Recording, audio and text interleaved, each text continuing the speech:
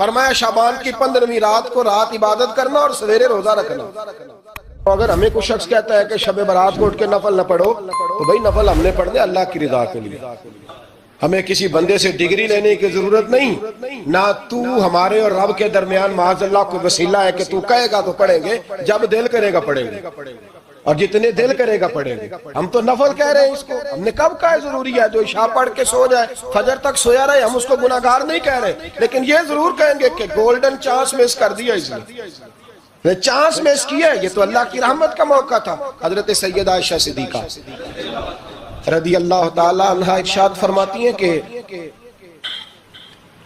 شعبان کی 15ویں رات تھی، یعنی شب برات کی رات، فرماتی ہیں شعبان کی 15ویں رات تھی، میں نے اچانک نظر ڈالی تو حضور میرے بستر میں تھے، پھر میری نظر پڑی تو حضور نہیں تھے، میرے دل میں گمان آیا، خیال آیا کہ شاید کسی اور زوجہ کی طرف حضور کا میلان تباہ ہو گیا ہو، وہاں تشریف لے گئے ہوں۔ فرماتی میں اٹھی باہر گئی تو نبی کریم علیہ السلام جنت البقیع میں تھے، قریب ایک جگہ پہ حضور دعائیں مانگ رہے تھے۔ فرماتے میں گیا تو حضور فرمانے لگے ابو بکر کی بیٹی تو نے کیا گمان کیا کہ اللہ کا رسول تیری حق تلفی کرے گا؟ عرض کی حضور آپ مالک ہیں، کہیں اور جانا چاہیں تو میری طرف سے پابندی نہیں۔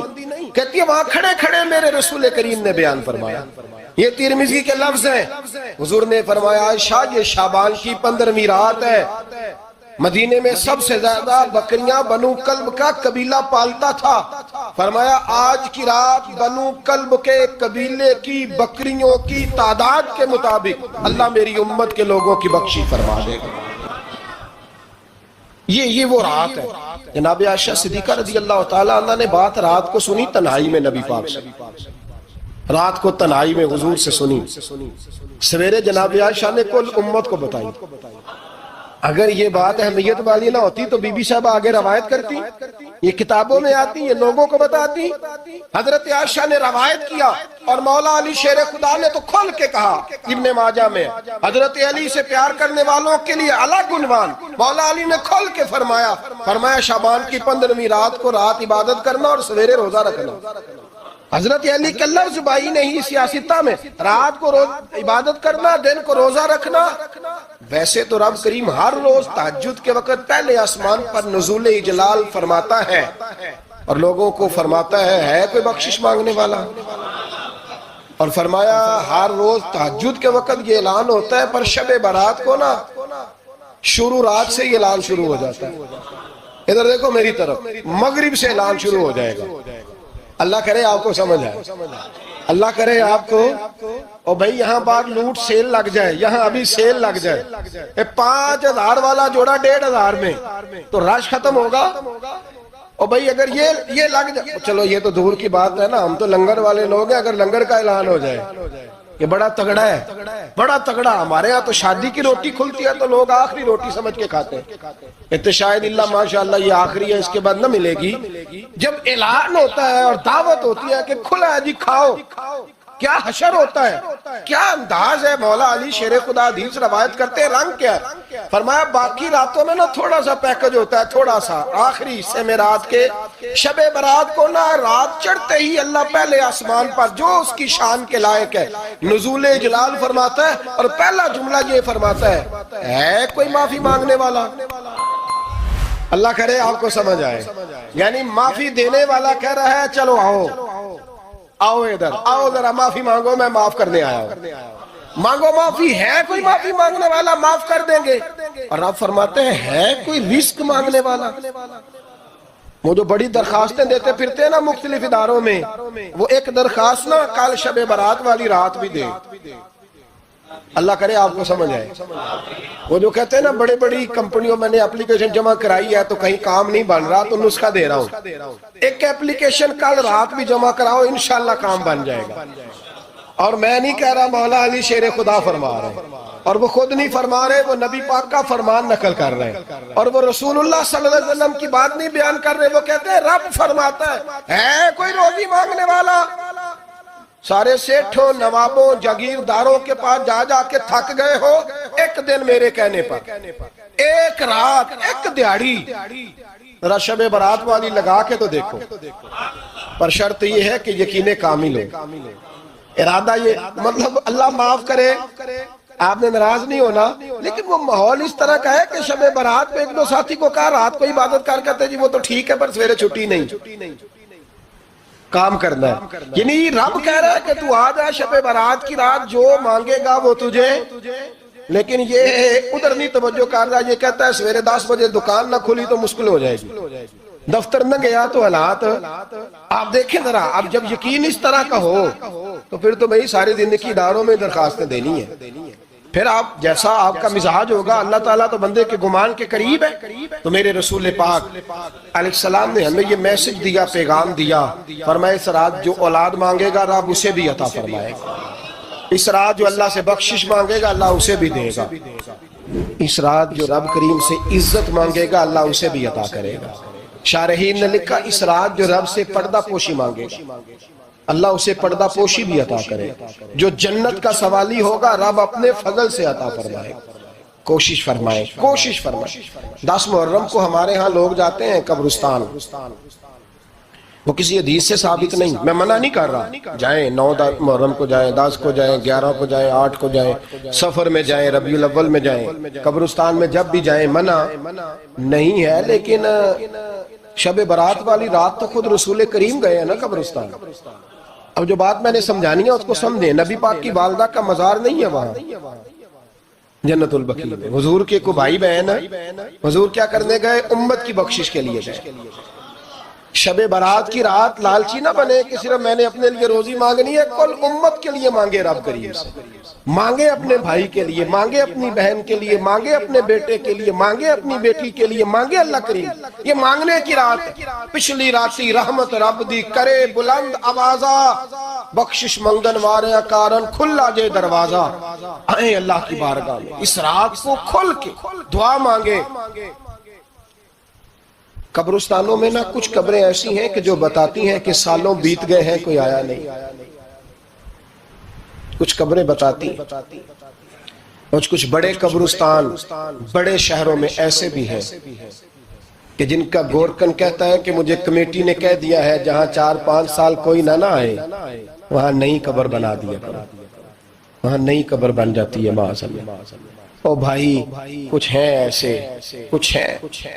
یہ جائیں نا اکبر بادشاہ یہاں لیٹا ہے لاہور میں، تو شعر لکھا ہوا ہے بر مزارے ماں غریباں نے گلے پروانہ سوزز نے صدائے بلبلے. فارسی کا مقولہ لکھا ہے اس کی قبر پہ، کہتا ہے میں وہ غریب ہوں، اعلیٰ بادشاہ ہے مقبرے میں لیٹا ہے، کہتا ہے میں وہ غریب ہوں کہ نہ یہاں کوئی پروانہ آتا ہے نہ بلبل آ کے گیت گاتی، کوئی آتا ہی نہیں، کوئی فاتحہ نہیں پڑھتا، کوئی فاتحہ نہیں پڑھتا. او بھائی کئی قبریں ایسی ہیں جن پہ سالوں بیت گئے کوئی لوٹا نہیں. اور مشکات میں حدیث ہے میرے نبی کریم علیہ السلام نے فرمایا جو قبر میں ہوتا ہے وہ تو اس آدمی کی طرح ہے جو دریا میں ڈوب رہا ہے اور وہ انتظار کر رہا ہے کہ میرا بیٹا میرے لیے دعا مانگے، میری بیٹی دعا مانگے. پر بیٹے کو تو 27 سال ہو گئے، ملک سے باہر ہے، کاغذ بنے گے تو ابے کی قبر پہ آئے گا نا، اس کے تو کاغذات ہی نہیں مکمل ہو. وہ بیٹے کو تو مشکل ہے بڑی، وہ تو کاغذات نہیں بن رہے، وہ تو دولت کا مطالبہ پورا ہوگا تو جب ہی وہ کام ہوگا نا. انتظار ہو رہا ہے قبروں میں میرا بیٹا دعا کرے، میرا بھائی دعا کرے. اور اگر بچہ دفن ہے تو وہ کہتا ہے میری ماں دعا کرے، میرا باپ دعا کرے. کوشش کریں شب برات بعد از مغرب یہ رواج پیدا کریں. یہ رسول اللہ کا طریقہ ہے صلی اللہ علیہ وسلم. قبرستان میں جائیں اور جا کر کے وہاں اللہ تبارک و تعالیٰ سے دعا مانگیں کہ یا اللہ جو اس قبرستان میں لیٹے ہیں وہ بھی، اور جو آج تک کلمہ پڑھنے والے دنیا سے گئے وہ بھی، اور جو قیامت تک جائیں گے وہ بھی. اے اللہ تو سب کی بخشش فرما دے. اللہ کی رحمت کو محدود نہ کرے کہ صرف مجھے بخش دے، اسے کہیں یا اللہ کل کی بخشش فرما. ساری امت کے لیے دعا کریں. شب برات کی رات نفل پڑھیں. ہمارے ہاں محفل ہوتی ہے ہر سال الحمدللہ، بڑے شوق سے بڑا خوبصورت ہم اہتمام کرتے ہیں. لیکن میں اکثر دوستوں سے کہا کرتا ہوں کہ جن کو اکیلے میں نفل پڑھنے میں مزہ آئے وہ اکیلے میں پڑھیں.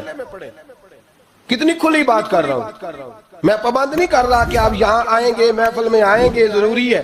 بھئی آپ کو اکیلے میں مزہ آتا ہے نا. کچھ لوگ تنہائی میں ہو تو دل زیادہ لگتا ہے، وہ تنہائی میں کریں اللہ اللہ کوئی عرض نہیں. لیکن کچھ ایسے ہیں کہ نعت سنتے ہیں تو دل نرم ہوتا ہے.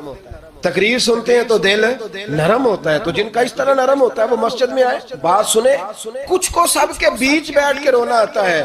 حضرت سعدی شیرازی فرمایا کرتے تھے کچھ لوگوں کے آنسو مجھے رلا جاتے ہیں. فرماتے ہیں کچھ کی آنکھیں دیکھ کے رو پڑتا ہوں, لہذا میں جب بھی ذکر کرتا ہوں محفلوں میں بیٹھ کے کرتا ہوں.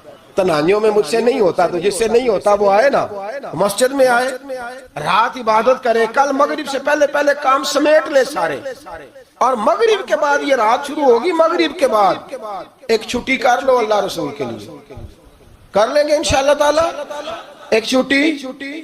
اور توبہ کی رات ہے یہ, توبہ کرنا. توبہ کس کو کہتے ہیں؟ توبہ کا معنی ہے پچھلے گناہ پر پچھتانا, شرمسار ہونا. کہتے نہیں اے کاش میں نہ کرتا, اور وہ لفظوں میں نہیں, جملوں میں نہیں, توبہ رٹی رٹائی نہیں, شرمسار ہونا اور آئندہ گناہ نہ کرنے کا پکا ارادہ کرنا, اس کا نام توبہ. دیکھیں اللہ تعالیٰ فضل کرے, میں نے پچھلے سال کہا تھا پھر کہتا ہوں, مسجدوں سے نا شب برات کی رات, شب قدر کی رات چیخوں کی آوازیں آتی ہیں, لوگ اتنا روتے ہیں نا.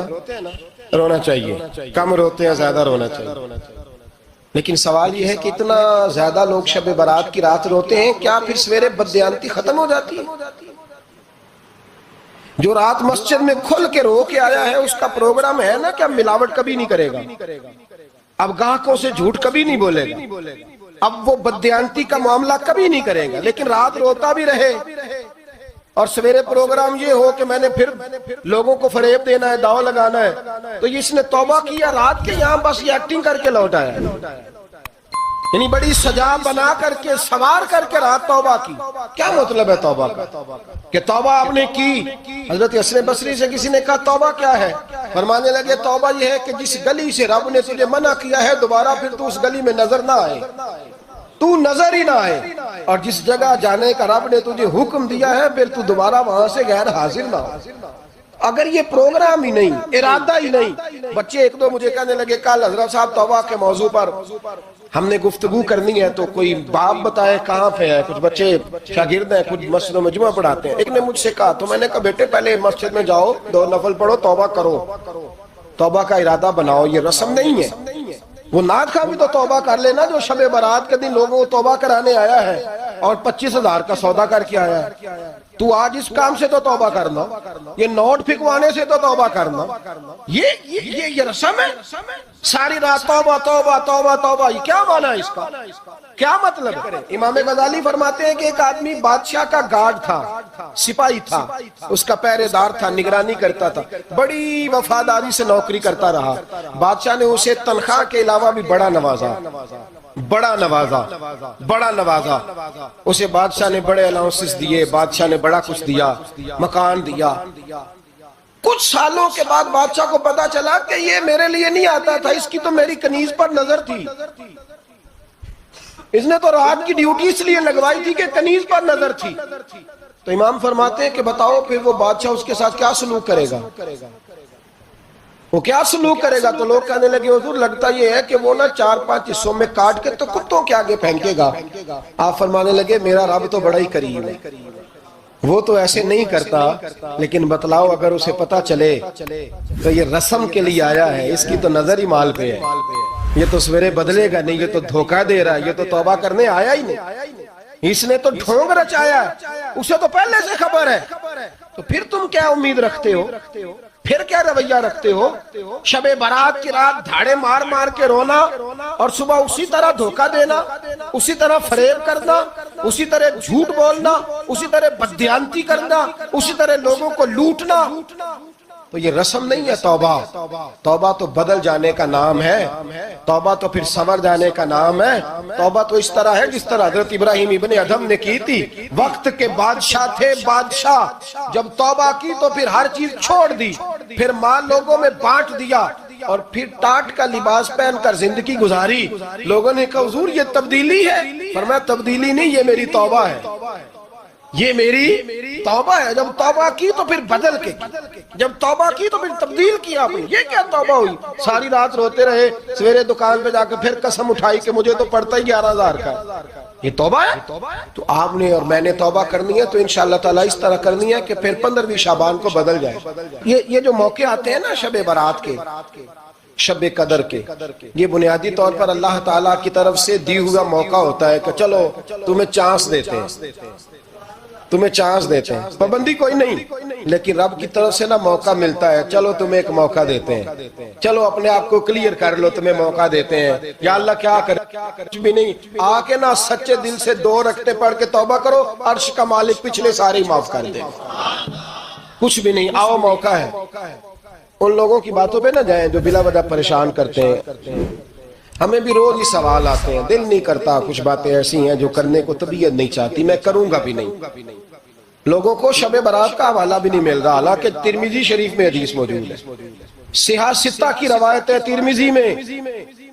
ترمذی میں موجود ہے۔ پہلے کہتے ہیں صحاح ستہ سے دکھاؤ، جب صحاح ستہ سے مل گئی تو اب اور کدھر جانا ہے؟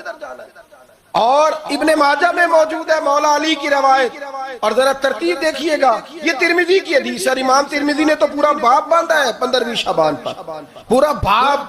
اب تمہاری مرضی ہے، اگر تم نئی بات کو سمجھنا چاہتے۔